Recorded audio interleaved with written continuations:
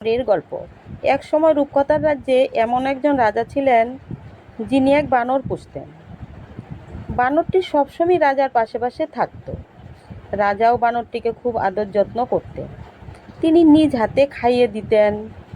বানরটিও রাজার আদর যত্ন পেয়ে তার সাধ্যমতো রাজার সেবা করত।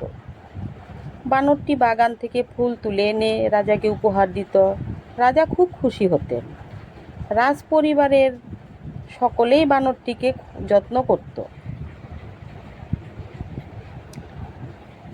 এক গরমের দুপুরে রাজা খেয়ে বিশ্রাম নিচ্ছেন, এমন সময় একটি মাছি এসে রাজার নিদ্রার ব্যাঘাত করছিল।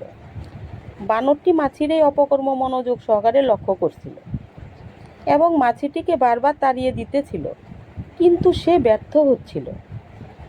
মাছির সাথে কি আর কেউ পারে? বানর তো কোন ছাড়। মাছি একবার রাজার নাকে, একবার রাজার মুখে, একবার কপালে বসে। মাছির এই বেয়াদবি দেখে বানরের মাথায় এক বুদ্ধি এলো।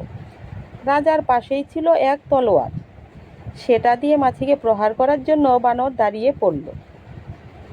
যখন মাছিটি রাজার বুকের উপর বসল, তখন বানর মাছিটিকে প্রহার করার জন্য রাজার বুকে কোপ বসালো। প্রভুভক্ত প্রাণীর হাতে রাজার প্রাণ চলে গেল। গল্পটি থেকে কি শিক্ষা পেলাম?